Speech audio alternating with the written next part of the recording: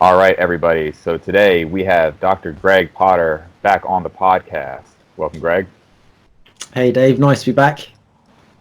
So I really specifically kind of got you back on. I mean, obviously, you're an expert in sleep, but there's a book called Why We Sleep by Matthew Walker, and then there was an article kind of rebutting what they say in the book, basically just going through chapter one, and there was a ton just on that.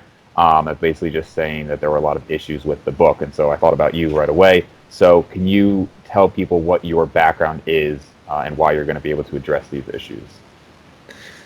Yeah, the most relevant part of my background to this is that I studied sleep, diet, and metabolic health for my PhD. And otherwise, my background is largely in exercise science, and I'm interested in how lifestyle in general affects health and performance. And right now, some of my work relates to sleep. So I help a couple of startups, both of which do involve some sleep analysis. I do a little bit of work helping individuals one-on-one with their sleep. And then also I do a fair bit of education, trying to help people sleep better through things like public speaking, podcasting, science writing, and so on.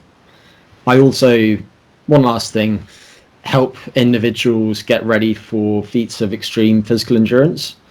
And some of that work does also focus on trying to get those people to sleep as well as they can given the circumstances. Awesome, man. So I know you had mentioned that you think it might be best here just kind of monologue it and just kind of talk to me and talk to everybody about the issues. So just for people who don't know the book, like I said, by Matthew Walker, Why We Sleep, it from what I've seen, and I have not read the whole book. I've seen bits of it here and there. From what I've seen, it seems like he's putting an incredible amount of emphasis on the importance of sleep, and basically giving statistics that, from what the response article is saying, might not entirely be true, might be exaggerated. And so, whenever you want to take it away. Yeah, and this is going to be a stupendously long monologue, so I apologize in advance for that, but I just think that it makes the most sense doing things this way given the particular circumstances. And Sure. And then I guess I'll say before you start, just for everybody listening, because people listening might not have read the book or probably have not read the book, and so they might be saying, okay, here's a response to something I've never even read. I would say just listen, because everybody is going to be somewhat interested in sleep. It's going to be relevant to all of us.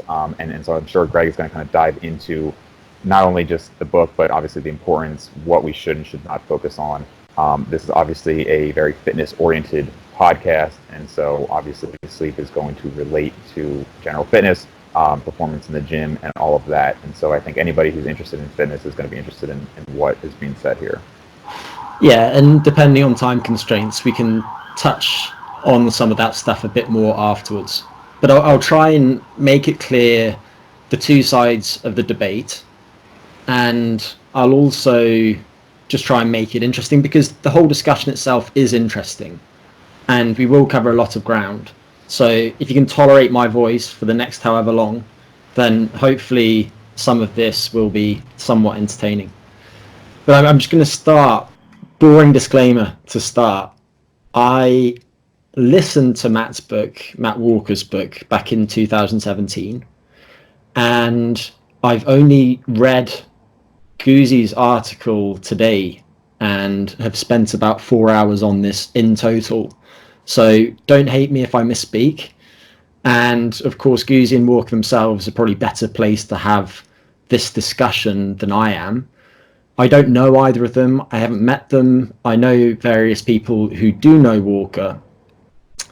And I've really enjoyed reading some of Walker's experiments over the years. And I want to make it very clear now that I sometimes listen to my own podcasts and make myself cringe at inaccurate statements that I make.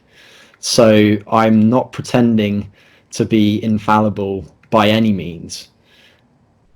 Regarding the book, it focuses primarily on the negative consequence of when people don't get enough sleep. And I should make it clear that there are lots of dimensions of sleep health, and there are many different types of sleep-wake disorders, and these are broadly divided into 6 different categories. So the book isn't so relevant to everybody, and it does in part reflect Walker's experiences working in the lab doing these studies of sleep restriction or sleep deprivation. And there are inaccuracies in the book, and I'm not sure that I always agree with how some of the messages are conveyed, and I think that Guzzi does a good job of highlighting some of these inaccuracies. And I also think that it was smart for him to focus on the first chapter alone, because otherwise this could just be absurdly long.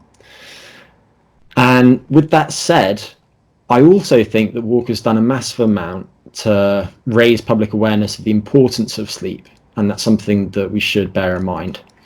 And what I'm going to do is I'm going to go through the individual points that Guzzi raises in this particular article, which I'm sure Dave will link to. And there are 21 different sections in the article, and not all of them are so relevant to this podcast. Include things like acknowledgements and reiterations of points and some isolated quotes of what Walker's written in the book. So I won't touch on those. But the first point that I will touch on is a pithy statement that Walker likes to make, which is the shorter your sleep, the shorter your life. And Guzzi points to epidemiology, which basically shows a J-shaped curve between self-reported sleep and all-cause mortality. So given that, it's actually the longest sleepers who are most likely to die of any cause. And the people in the middle tend to have the lowest likelihood of dying, and the short sleepers have a greater likelihood than the people in the middle, but the likelihood of them passing away for any reason isn't as high as the longest sleepers. And of course, we could use these data to justifiably say the longer your sleep, the shorter your life. But the association between long sleep and short lifespan is generally considered to reflect underlying comorbidities that prolong time in bed. And the most important point to understand here is that this doesn't look at sleep loss or sleep extension at the level of the individual person. And I think that if you look at this at the level of the individual person, as I'll touch on later, then what you'll actually find is Walker's statement, the shorter your sleep, the shorter your life, is likely true, because there have been lots of studies of sleep restriction or sleep deprivation. And just to make that distinction clear, sleep restriction is letting people have some sleep each night, but not as much sleep as they necessarily need, whereas sleep deprivation is the total absence of sleep. So it's enforced wakefulness throughout the night. And people have looked at the acute effects of sleep restriction or sleep deprivation on things like metabolic outcomes, on decision making, and on the likelihood of them succumbing to accidents in things like driving simulations. And all of those experiments do quite consistently show that when people don't get as much sleep as they need, very bad things happen.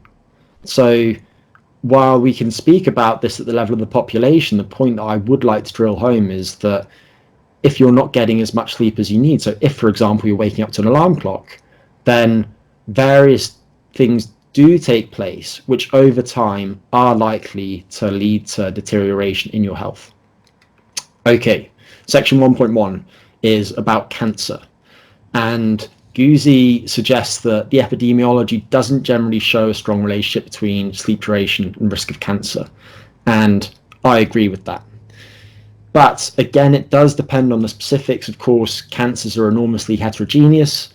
And the meta-analysis that Guzzi links to reports that short sleep duration associates with risk of cancer among Asian people, for example, but not necessarily among other people of different ethnic backgrounds.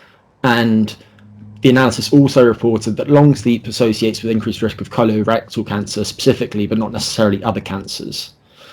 But again, at the level of the individual, I do think that it's likely true that not getting enough sleep would increase risk of cancer over time, for some of the reasons that I mentioned before, but also if you look at some specific mechanisms, then you do see things like immune dysregulation after insufficient sleep.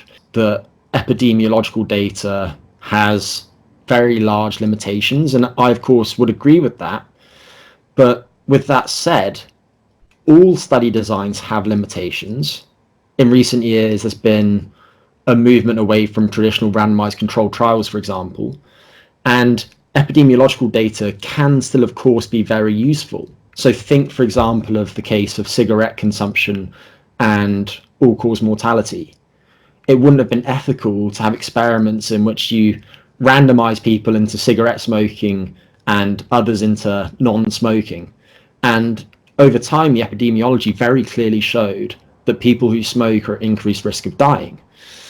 So the onus with this stuff always has to be on interpreting the data cautiously, but don't just discard epidemiology as being useless. And this is very relevant to sleep because if, for example, you wanted to do an experiment in which you deprive people of sleep for long periods of time, you wouldn't get that past an ethics board. So it is really important to have this type of research. Another point that's raised in the section is that self-reported data are notoriously unreliable, which is a bit of a throwaway statement, to be honest, and I'm not sure that I agree with it. Actually, in the case of sleep, self-reported data are very useful for certain things, and anybody who's helped patients with their sleep will probably have experienced the benefits of having people keep sleep diaries over using wearables, and people tend to interpret data from wearables in certain ways that can increase their anxiety related to sleep. And recently there's been an increase in the prevalence of so-called orthosomnia. And I won't touch on that now. Basically, people are self-diagnosing sleep problems that they don't actually have. Okay, section 2, sleep deprivation in depression. In this section, Guzzi basically suggests that Walker contradicts himself by saying that sleep benefits everything, and later saying that sleep deprivation is useful for some people who have certain types of depression. And I certainly agree with some of what Guzzi says, although a lot of this is quite pernickety. But in short, acute sleep deprivation may be useful in some instances of depression, especially if, for example, the individual circadian rhythms are poorly aligned with the local light-dark cycle. And sleep loss is also used therapeutically for some other issues that Guzzi doesn't touch on. So, for example, sleep restriction therapy and intensive sleep retraining are both used to help people who have insomnia. But these are short-term interventions, and I can't think of many instances, if any, of sleep loss being used in the long term to have some sort of beneficial effect. These are always short-term interventions. In this section, Guzzi also touches on Walker's suggestion that all animals sleep, and I think a lot of scientists would say that some organisms don't sleep. Some, for example, would say jellyfish and hydra and coral and sponges don't sleep.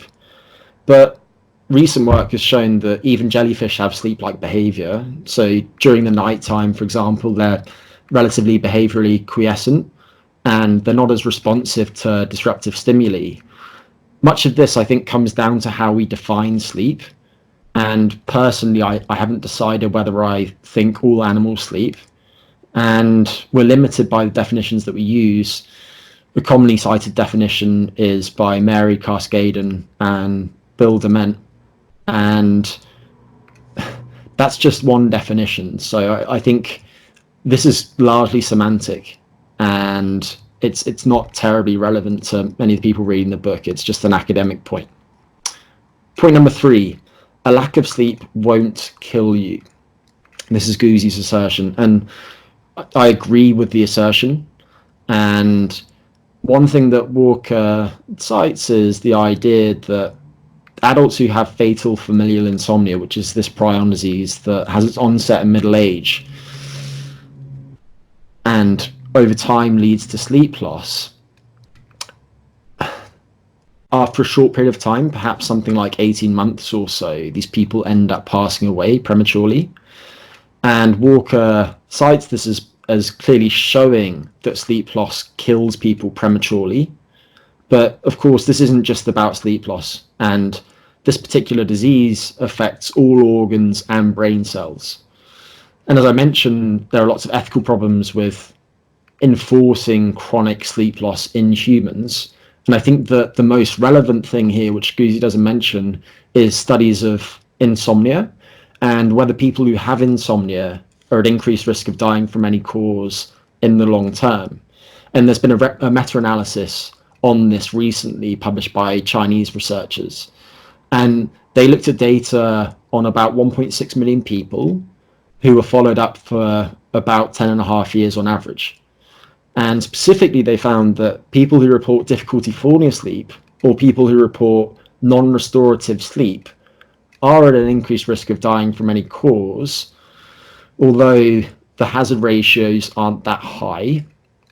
And they reported that they feel that there are convincing associations between difficulty falling asleep and all-cause mortality, but that this is restricted to middle-aged and elderly people. And importantly, people who report other types of insomnia, so for example, sleep maintenance insomnia or difficulty sleeping through the night, or people who report waking up too early, aren't at increased risk of dying from any cause. So I think the data is somewhat equivocal on that.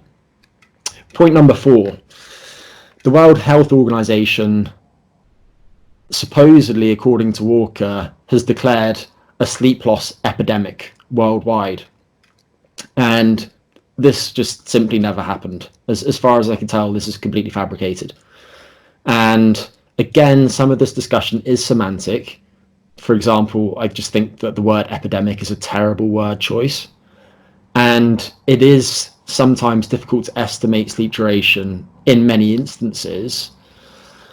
But something to note is that while lots of people say that individuals are sleeping less and less in our modern societies, the reality is that the data on this are actually very mixed.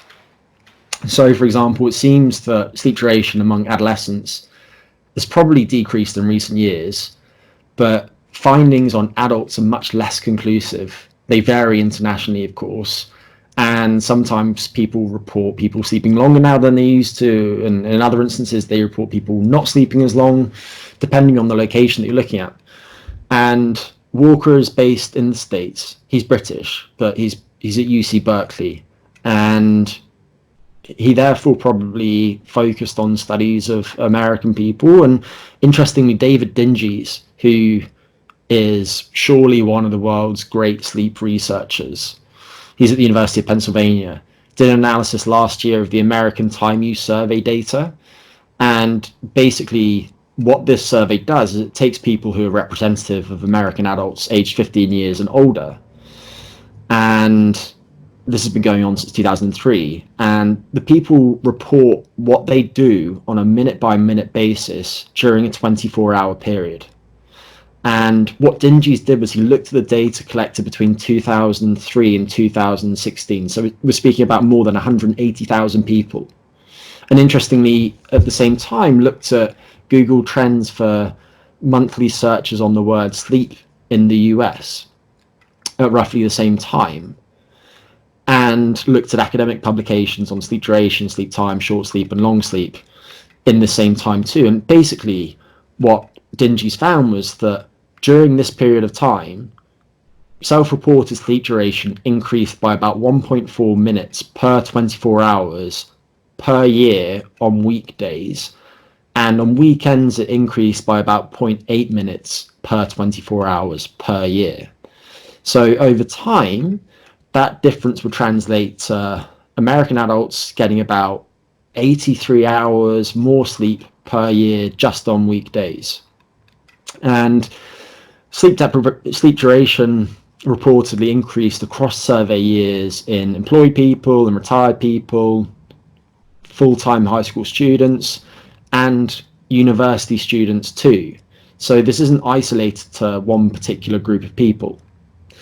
And I think some of this probably reflects ongoing efforts to raise awareness about sleep. So, for example, in recent years, the American Academy of Sleep Medicine, Sleep Research Society, and the CDC have all initiated the National Healthy Sleep Awareness Project. And they did that with the goal to improve public health by promoting adequate sleep. And I think that those efforts have started to move the dial in the right direction. And interestingly, these changes in sleep correlated highly with Google searches for the term sleep and with academic research published on sleep duration too. And it's important to note that this isn't perfect. So, for example, sleeplessness also increased across survey years, and we can't translate the American Time Use Survey sleep duration estimates with objectively assessed sleep duration, but the data are consistent across years, and it's very unlikely that the sleep duration estimates across years were systematically biased. So I'm just not convinced at all that people are sleeping less and less now, or that we have a sleep loss epidemic. Point number 5. 2/3 of adults in developed nations do not fail to obtain the recommended amount of sleep, which is what Mr. Guzzi said. And I think he's absolutely spot on. So that's probably the shortest point of the bunch. But this one is also very short. And point number 6 is a summary of these key points that Guzzi laid out. And I'll just say at this stage that overall, I agree with Guzzi's summary of the limitations of the first chapter, but with the caveats that I've already mentioned. Now, at this point in the article, Guzzi moves into some additional points, and many of these things fall into the appendices, but one of them is point number 7, and that's speculation about the potential harm that's done by the book. And I agree that in the case of sleep deprivation therapy not being beneficial for people who have depression, for example, then that could put doubts in the minds of patients who could benefit from these therapies. And I think most importantly, I also completely agree with Guzzi that just telling everybody that not getting enough sleep is going to screw everything up will then basically increase people's performance anxiety to sleep well, ironically worsening how well lots of these people sleep. And this is especially relevant to people who have insomnia. But this is also very important. This all completely disregards any potential beneficial effects of the book. And as I said earlier, I think the book has done a lot to bring this to the fore of public discourse. And I think a lot of people probably have found that reading the book nudged them into seeking additional help for some sleep problems that they have that they hadn't previously sought an expert opinion on. And then in section 8, which is the conclusion of this section, Guzzi basically says that we've got no idea about the optimal sleep duration for long-term health. And I disagree with this at the level of the population. I say at the level of the population specifically because I do think that the cross-sectional evidence is strong enough to infer that a self-reported sleep duration of about 7 hours per night seems to be best for most people.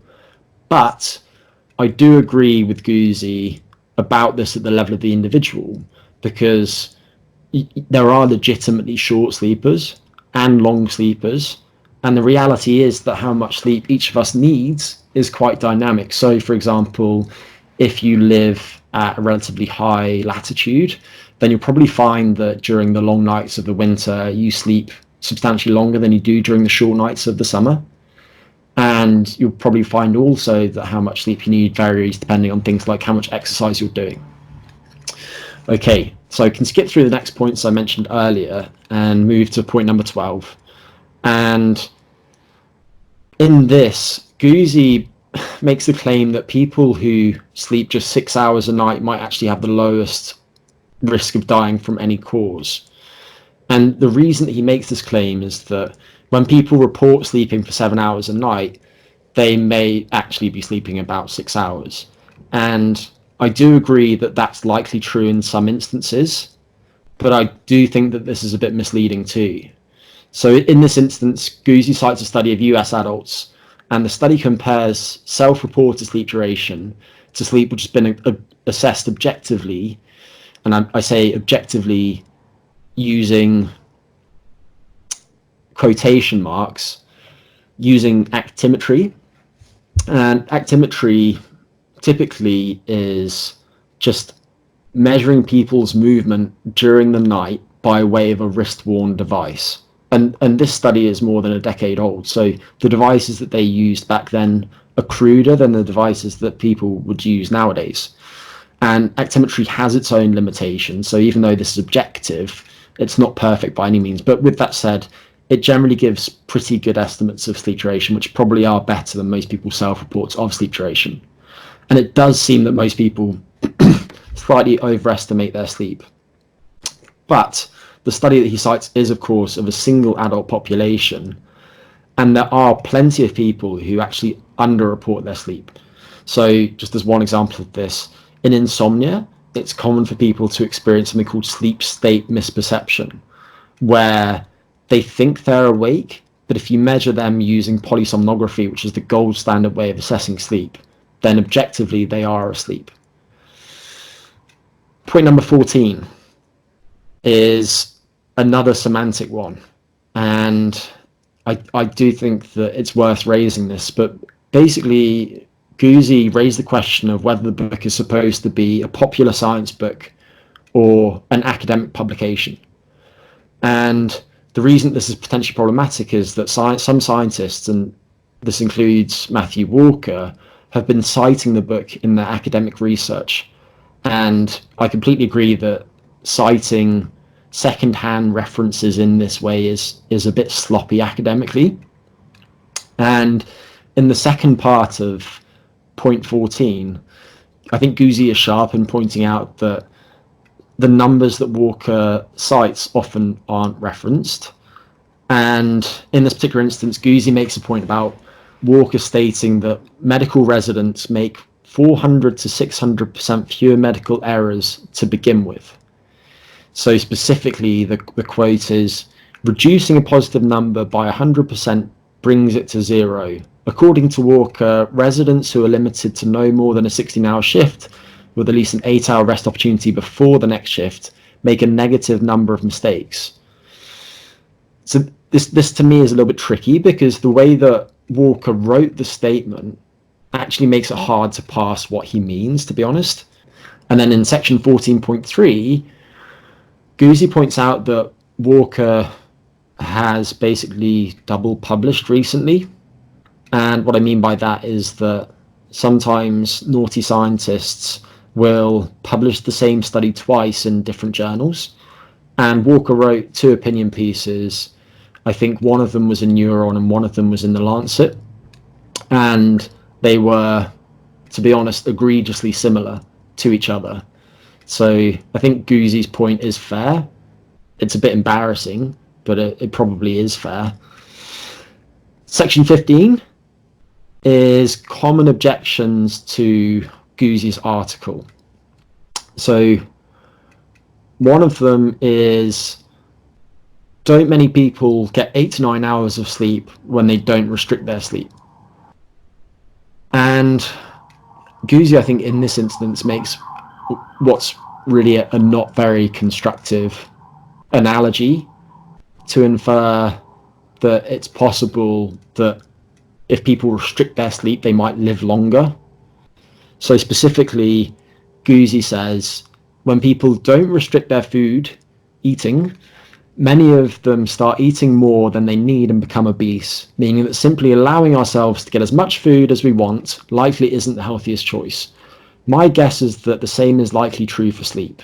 Further, if we only care about longevity, we know that for many animals, radical caloric restriction makes them feel lethargic but live longer. Same could be true for sleep. And I completely disagree with this for all sorts of reasons, and I won't go into all of them because this is already so long, but sleep is not like eating, and because of the way that sleep is regulated, I don't think that it's possible to oversleep at the level of the individual. And the few sleep extension experiments that have been done so far, and when I say sleep extension, what I mean is, when you take people who habitually restrict their sleep, so for example, if you're a working person and you wake up to an alarm during the working week, then that's you restricting your sleep. When you take these people and you then let them spend more time in bed, so try and catch up on sleep if you like, then they tend to experience numerous different benefits. And I do want to add a caveat here, which is that not all of these experiments have necessarily shown this. So, for example, Ken Wright published an experiment this year, and I wrote about this study at length on the blog at humanos.me. So if you search for humanos.me weekend sleep extension, then that should pop up. But just to give you a couple of examples of this, one example will be metabolic health. So in a study that was published in 2015, they looked at men who regularly restrict their sleep from Monday to Friday. And these people visited the lab on 2 Fridays. At one visit, they were allowed 6 hours in bed for 3 nights, which mimicked their working week. And then at the other visit, they're allowed 10 hours in bed. And basically found that after the 10-hour in bed condition, they slept about 3 hours longer, but also their insulin sensitivity was 45% higher after the 10-hour in bed condition than the 6-hour in bed condition, and their testosterone was higher too. If you look at immune function, then there are some data from George Kruzos, I'm sorry if I'm butchering the name, that weekend recovery sleep helps restore immune function, although in that instance he didn't find an effect on vigilance. There's also been some work on sleep extension and cognitive function. So, for example, in a study published by some research in 2014, they took obese adults who habitually slept less than 6.5 hours each night, and then gave them the goal of sleeping 7.5 hours each evening. And over the period of 15 months or so, they found that their overall metric of cognitive function improved by 7%, and their attention improved by 10%. The people, of course, tended to feel less sleepy during the day, and they had improved memory and executive function. And executive function is basically the mental faculties that are involved in planning and carrying out and monitoring behaviors that are directed at achieving a specific goal. There's been some work looking at sleep extension and food intake. So my colleague Haya Al-Khatib did some nice work on this a couple of years ago, and basically looked at 4 weeks of sleep extension in habitual short sleepers. And they found that during this time, people slept nearly an hour longer, and they consumed a little bit less free sugar, so sugar that's added to foods. And the people who reported their diets accurately, they did a so-called sensitivity analysis. It also seemed that people consumed slightly less carbohydrate and fat.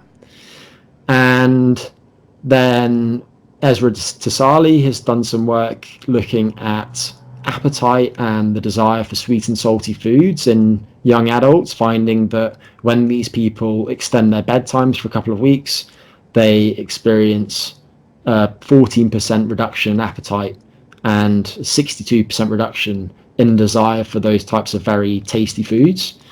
And then particularly relevant to your crowd, Dave, there's been some work looking at sleep extension and athletic performance. So the most highly cited of these studies was done by Sherry Marr at Stanford in 2011, and she did a study of the Stanford University men's varsity basketball team, and for I think 5 to 7 weeks the players aimed to get at least 10 hours in bed each night. So this was the sleep extension period, and while these people went through this time, or at the end of this period of time, the players' reaction times were faster, their time taken to complete a multi-directional 86-meter sprint fell by about 0.4 seconds, and their free throw and 3-point field goal percentages both improved by about 9%. And obviously there's no control comparison group, but those results are quite interesting.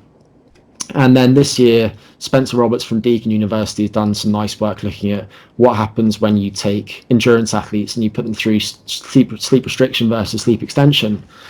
And basically, he found that after 4 days of sleep extension, time trial performance in cycling exercise was about 2 minutes faster than after normal sleep. And the cycling exercise lasted about an hour. Whereas after sleep restriction, the performance was about 1.5 minutes slower than normal sleep. So that's a very long way of saying that when people get more sleep, lots of good things tend to happen. So for Guzzi to say that maybe sleep is like caloric intake, and as a tangent, and I won't go down this tangent, I'm far from convinced that caloric restriction is a good idea for humans in the long term. regardless of whether it's sustainable or not. And I don't think it necessarily is sustainable for most people. So make of that what you will, but that's a conversation for another time. Section 15.2. Do vehicular accidents caused by drowsy driving exceed those caused by alcohol and drugs combined? Which is a statement that Walker makes. And in response to this, Guzzi cites some data from the National Highway Traffic Safety Administration in the US.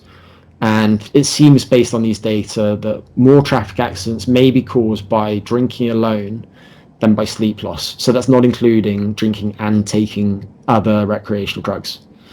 So at face value, that seems like it's fair enough. It seems like Guzzi is on point. I'll add the data, of course, from the US alone. If, for example, the data were on an Islamic country where people don't drink as much, then you'd expect a very different relationship, of course. And I think the reality is that it's very, very hard to estimate how much sleep loss contributes to traffic accidents, because it has such a multitude of effects on different things, from alertness to decision making and all sorts of things. And also just consider how pervasive alarm use is. So I think people might report that they're drowsy driving if they're very, very short on sleep. But if something like 80% of people in the West are waking up to alarms each day, then most people are experiencing some sleep loss. And even that small level of sleep loss, that might be somebody's background baseline. So they don't feel more sleepy than normal, so they don't feel like they're drowsy driving. But the reality is that they're probably not as sharp as they would be if they were sleep replete. Okay, section 15.3. So Guzzi asked the question of whether there's any reason to expect that Walker's treatment of sleep and learning is likely to be any more accurate than, for example, his treatment of the relationship between sleep and longevity. And to be honest, I think that there's a strong reason to suspect that his treatment is more accurate, specifically because Walker studied sleep and learning under a guy named Robert Stickgold at Harvard, who is a bit of a legend in this type of research. So Walker really knows his shit on this, and Walker's research doesn't focus on sleep and longevity, so I doubt that he knows that literature as well. So I think that Guzzi is off the mark there.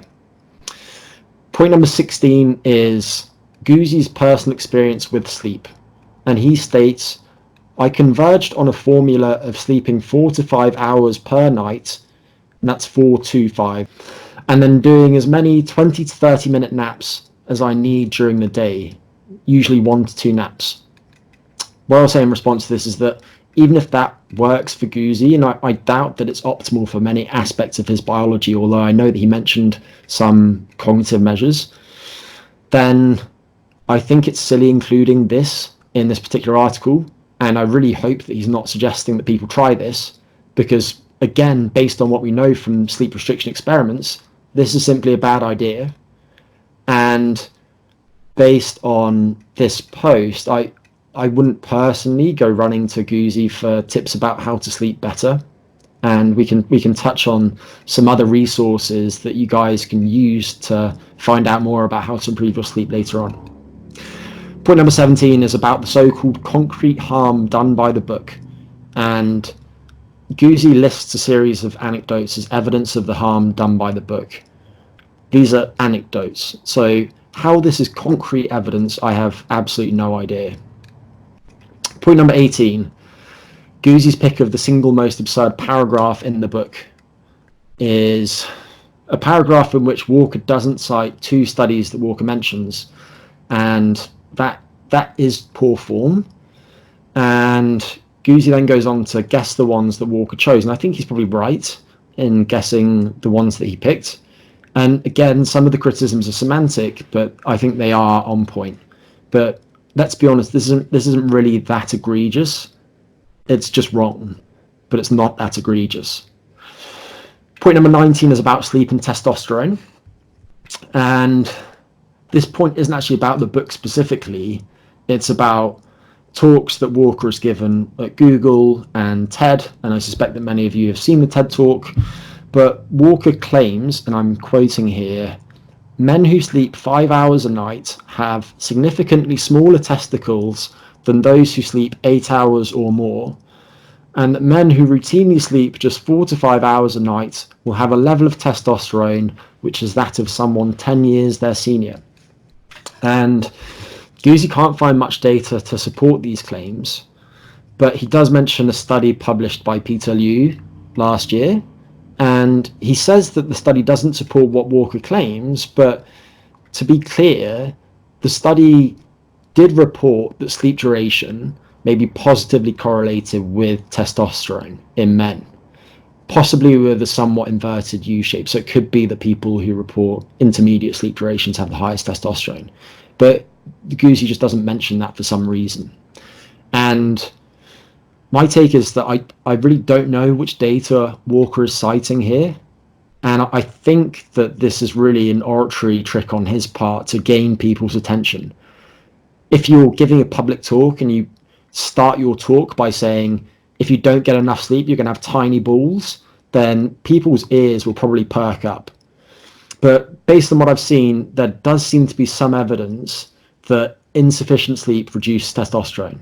Again, the data aren't that clear though, but just to give you an example, Marie Pierre St. Onge, and I hope again I'm not butchering that surname, from Columbia University in New York, published some work on this new year, and she looked at sleep restriction in healthy young men and did 2 experiments within the study. So one was acute sleep restriction, so letting the men just have 4 hours in bed compared to 9 hours in bed for 5 nights, and she didn't find any effects there. They weren't significant, although these studies do not have that many participants in them, so I wouldn't necessarily have expected her to find anything there. And then the second experiment was a less severe form of longer term sleep restriction. So in this experiment, the men aimed to get their habitual sleep duration minus 1.5 hours of sleep per night. So if you were habitually getting 7 hours of sleep, you'd get 5.5 hours per night for 6 weeks, and measured testosterone at various time points, and basically found that testosterone was slightly lower in the sleep restriction group over time. But as the study progressed, it seemed that testosterone started to revert to where it was at baseline in the sleep restriction group. And this is just an anecdote, so you should put no stock in this whatsoever. But I know personally that improving my sleep has had an effect on that, because when I was 25, so this was maybe the second year of my PhD, I was just quite tired and not feeling that great. And I went to the doctor and had a bunch of blood tests done. And my testosterone then was 330 nanograms per deciliter, which is pretty low. That's right at the bottom of the reference range for men. And the reference range is based on normal people, and normal people aren't necessarily that healthy. So my testosterone was in the tank. And then I had my testosterone measured again about 3 months ago. So that was when I was 29, and my lifestyle's better now than it was then. And since I've learned a lot more about sleep in the intervening time, my sleep is now much better than it was then too. And my testosterone was 865, which is just above the reference range. So it increased by more than 2-fold. And I think that a large part of that was sleeping better. So I strongly suspect that there is a relationship there. It's just that the studies haven't necessarily been done that are needed to show that. For the testosterone, I missed your age in the first measurement, and then was at the same time of the day, and everything else was pretty much the same? Yeah, age in the first measurement was 25, age in the second was 29, and both of them were taken in the morning at about 7 to 8 a.m., and both of them were taken fasted, and both of them were taken after a regular night of sleep. So pretty similar conditions, absolutely. And that is relevant because testosterone does have quite a strong diurnal rhythm. So guys, if you're healthy, you'll recognize this, because if you wake up in the morning, then you probably should wake up under a teepee if you're healthy and everything's working well. Right. All right. Just wanted to clarify. Okay. So point number 20, back to fatal familial insomnia. And Guzzi basically just described several inaccuracies in Walker's description of fatal familial insomnia, and I think that Guzzi is absolutely right here. They're completely fair criticisms. 21.2 is slightly bizarre. Basically, the subtitle of the section is what you can learn from hunter-gatherer sleeping patterns. And I'm not sure of the purpose of this, but Guzzi simply quotes an Atlantic article. I think that's right. I think he just quotes an Atlantic article that discusses Jerry Siegel's highly publicized study on sleep in 3 groups of pre-industrial people. This was published in 2015 in Current Biology. And I think that Guzzi mentions it with a view to showing that humans don't need 8 hours of sleep per night.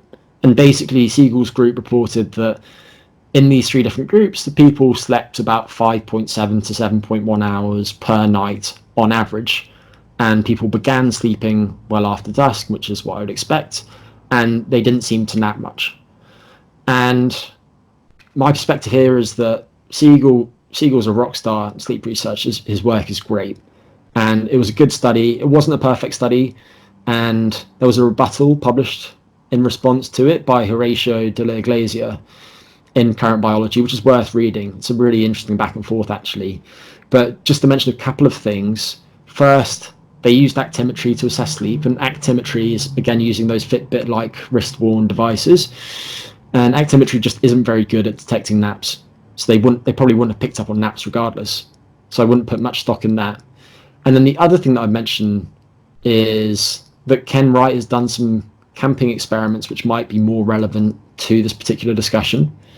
And the second of these studies was published in 2017, and this actually had a couple of different components to it. But in the first experiment, they basically looked at people who live in industrialized settings and had them go camping in the winter for 6 days.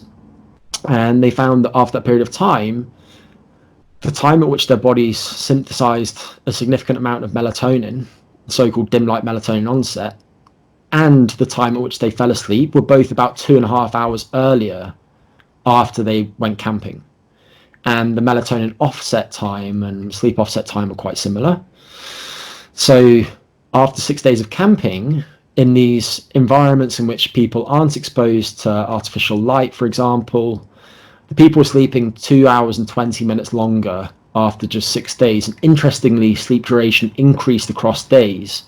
So if these people just had a sleep debt, then what you would expect is the first night they would sleep longest, and then the second night they would sleep slightly less than the first night, and the third night slightly less again, and then eventually their sleep would stabilize. So it seemed that this wasn't just sleep debt, although again I recognize that this is using actimetry, which is not a perfect measure. But the point I want to make is that I think that in our modern environments, given our comfy beds and temperature regulation and dark rooms and so on, I think we should be able to sleep better than pre-industrial people can, who are sleeping with lots of other people in confined spaces out in the wild when it might get quite cold at times, and when you might be disturbed by various different things, whether those things are animals or other humans in the tent. Point 21.4, not every living creature generates a circadian rhythm. So this is sort of neither here nor there, but this discussion really has lots of parallels with the idea that I mentioned earlier that not all animals sleep. So to be clear, some animals definitely have much, much less overt circadian rhythms than others. If you imagine, for example, that you're an organism and you're living deep on the sea floor, where the temperature doesn't fluctuate much and you're not really getting any light whatsoever, then having a strong biological clock that produces pronounced circadian rhythms each day wouldn't really be that adaptive. Whereas as a human being living in terrestrial environments, it absolutely is adaptive. And just as a semantic point, I think much of this probably relates to things like the resolution of the tools that we use to measure circadian rhythms. So I think that the reality is that over time we'll realize that circadian oscillations are much more pervasive than we think they are now, perhaps. It's just that the data collection methods are quite noisy. And Guzzi also uses the example of yeast, and yeast are, of course, unicellular organisms. And they do so, just to be clear, the point I'm making there is that they're not terribly relevant to us, although, yes, I understand that they are useful model organisms for certain types of studies. And yeast do still have biological clocks. And anyway, Guzzi then makes a frankly slightly strange claim that circadian rhythm in general is overrated. And I'm quoting that verbatim. And to support this point, he cites two review articles on comparative biology, so looking at circadian biology in a variety of different species. And I'm not going to go into detail here because I speak about this a lot. If you're interested in this subject, then just trying to think about relevant podcasts in which I've discussed this. Search for the Metagenics podcast that I did earlier this year, and we focus on circadian biology in that. But basically, my point is that I think that if Guzzi had spent time reviewing studies on the human circadian system, then he would have arrived at very, very different conclusions. Circadian rhythms are very important. Point 21.5, and this is the last point I'm going to mention, but point 21.5 is Guzzi's attempt at refuting the evidence that waking up using an alarm is harmful and we should therefore only awaken naturally. And I'm going to quote Guzzi here. He says, "I'm not aware of any studies that would indicate that waking up with an alarm is harmful to long-term health. In general, be careful to distinguish short-term stress response and long-term stress response." Okay, so first, I do think that waking up to an alarm is useful in some instances, and insomnia is a common example of this. That people who have insomnia need that regular wake-up time to help them restore regular sleep patterns, but also having that regular wake-up time will lead to some sleep restriction, which will help them consolidate their sleep during the night and fall asleep faster too. But with that said, what about all of the studies that have looked at what happens when people have their sleep restricted and this sleep restriction is enforced by way of early awakening? And I'll just mention one study here, some nice work published by Robert Eckel a few years ago. And in this study, the researchers basically simulated what happens during the working weeks. They had people go through 5 days of sleep restriction in which they were only allowed 5 hours of time in bed each night. Specifically, they were allowed 5 hours in bed by way of waking up early, so they went to bed at a normal time. And what they found was that after these 5 days, insulin sensitivity was about 20% lower, and this is in healthy adults. And then this insulin sensitivity wasn't entirely restored by a few days of recovery sleep. So that's just one example that refutes Guzzi's assertion here, I think. And then the other thing that I'll mention here is that, interestingly, if you look at the incidence of cardiovascular events, so heart attacks, for example, then they tend to cluster in the early morning. And I think some of that probably does relate to sleep loss, but it also definitely relates to circadian regulation of cardiovascular function. So specifically, if you use appropriate experimental designs to look at cardiovascular function around the clock and its regulation by the circadian system, then what you find is that the circadian system regulates various cardiovascular parameters. So, for example, sympathovagal balance, and this is something where higher values are worse, is highest in the circadian morning at about 9 a.m. And for that reason, experiencing lots of stress in the biological morning probably is likely to dispose people to certain cardiovascular events. So anyway, I'm just going to briefly summarize my thoughts and then get back to you, Dave. So first, thoughts on Matthew Walker. Just to reiterate, I think he's done a massive amount to raise public awareness about sleep, even if some of his comments are inaccurate. And I do think that some of his rhetoric is a bit alarmist, which is frustrating because I think that probably has exacerbated some people's sleep problems. But he's probably also helped a lot of people by encouraging them to seek additional help. I think his book primarily focuses on the consequences of sleep loss.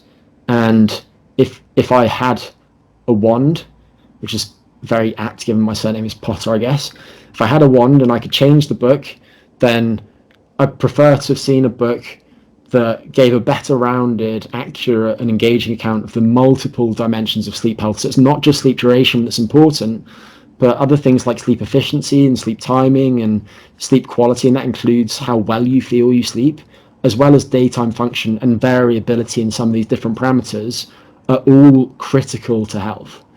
And I will add that Walker does at least touch on all of those. So even though he focuses on sleep loss, he definitely does touch on all of those. And I'd also love to read a book that focuses primarily on the positive things that happen when people sleep better.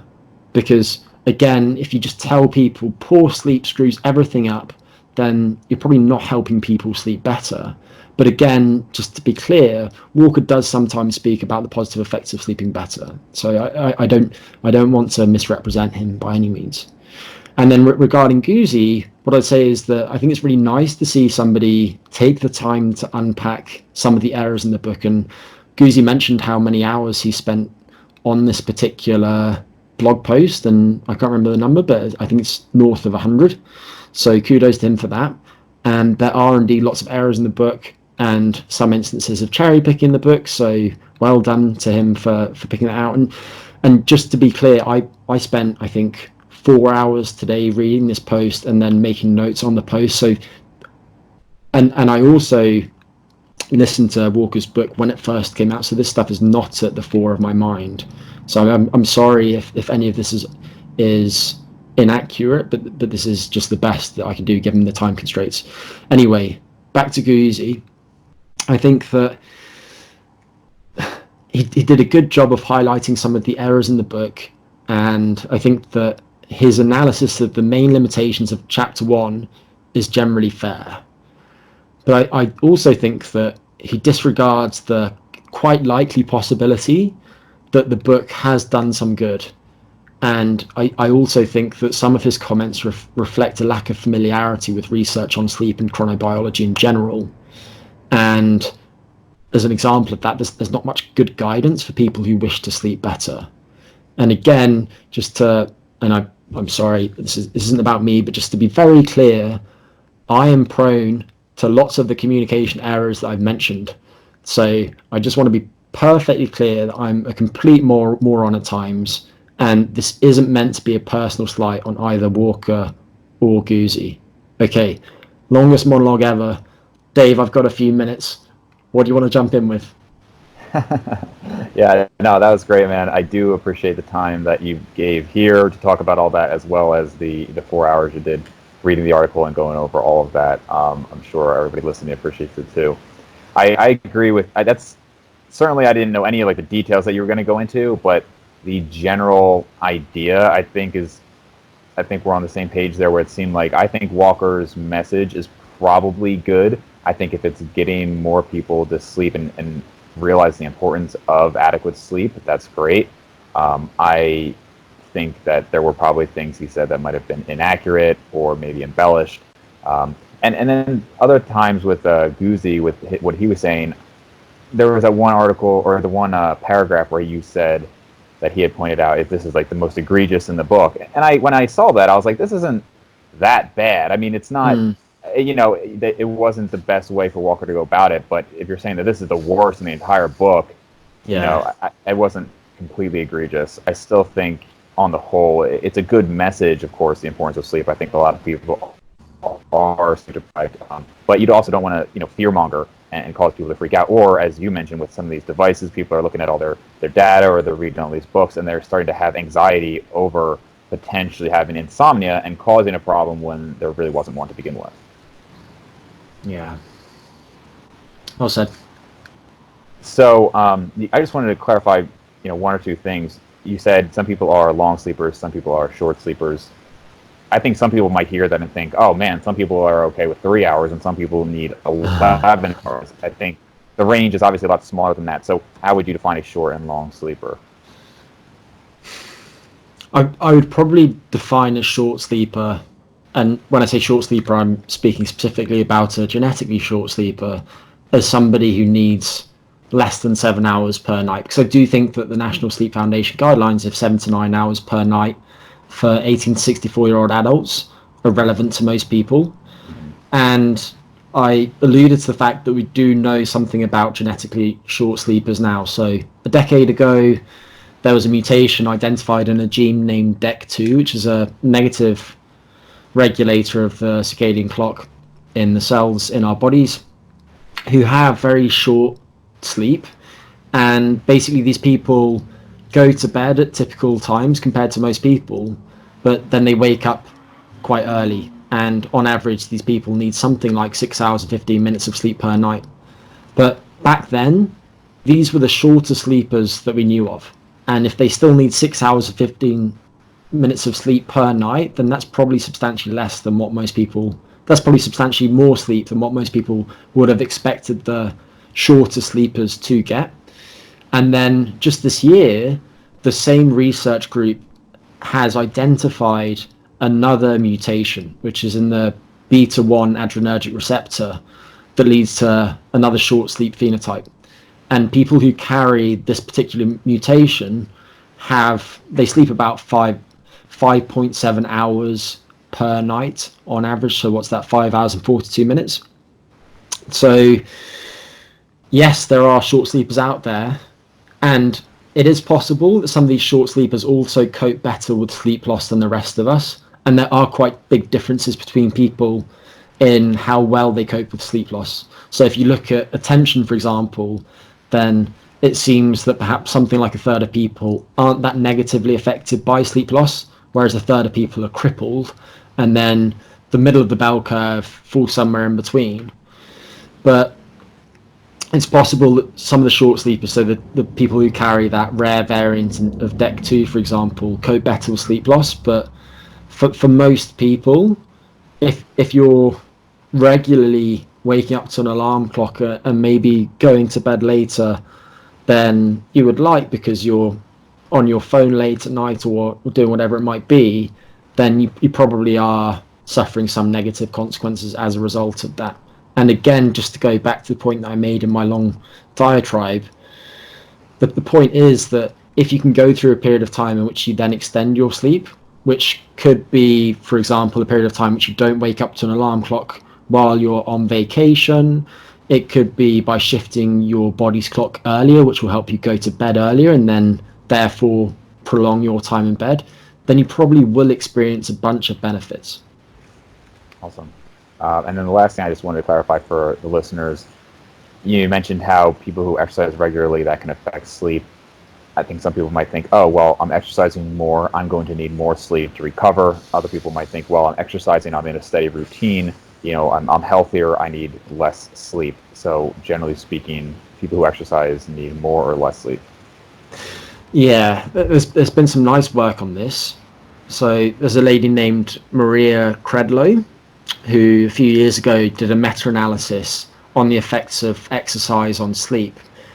And basically what she found was that acute exercise, so a single bout of exercise, tended to slightly prolong sleep duration, slightly increase the speed at which people fall asleep at the start of the night, and slightly improve sleep efficiency. So people spent a greater proportion of the time in bed actually asleep after exercising.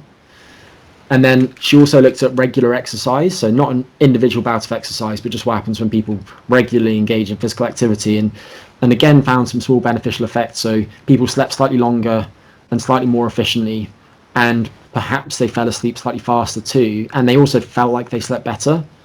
But there are, of course, lots of nuances to this stuff. So, for example, it's possible that there are differences between sexes, differences between young people and elderly people, and also things like somebody's baseline level of physical activity are going to influence how people respond to exercise intervention. So I know, Dave, lots of your listeners are very interested in training for physique outcomes, for instance. Maybe they're already doing high volumes of quite intensive resistance training.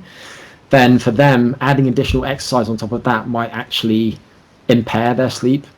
So it's common for people undergoing periods of overreaching or frank overtraining to experience sleep disruption, and some people have actually started to discuss the use of using measures of sleep as a proxy of overreaching and overtraining. Awesome. And there have been some studies of what happens to sleep when people go through overreaching phases. So, for example, Jan Lemieux published some work a few years ago looking at what happens when triathletes increase their training loads. And basically, when they increase their training load by about 30%, about half the people temporarily became functionally overreached. So they were overreached and they were having a hard time, but they were actually performing better. But what they found anyway was that people slept about 8% less, and then also their sleep efficiency deteriorated too. And then when they tapered off this phase, so when they then reduced their training loads to let themselves regenerate in response to that overreaching phase, the change that they saw in their sleep reversed. So their sleep just returned to where it was previously. Awesome. Well, man, that was very good. There was a lot there, and it's a lot for people to process. I really, again, thank you so much for taking the time to go through all that with us. And if people want to see more of your work, where can they find you? Yeah, no worries. So where can they find me? I am on social media, I believe. Instagram and Twitter, my handle is at GDM Potter. Gregory David Maxwell Potter at GDM Potter. LinkedIn, I think, is GDM Potter. Not that anybody really uses that. And then otherwise, I don't currently have a website. I might do in the near future, but you're welcome to reach out to me via Instagram or Twitter. And the best way is probably to send me a message on Instagram. I will eventually get back to you. Awesome. Thanks again, man. Yeah, no worries. Pleasure.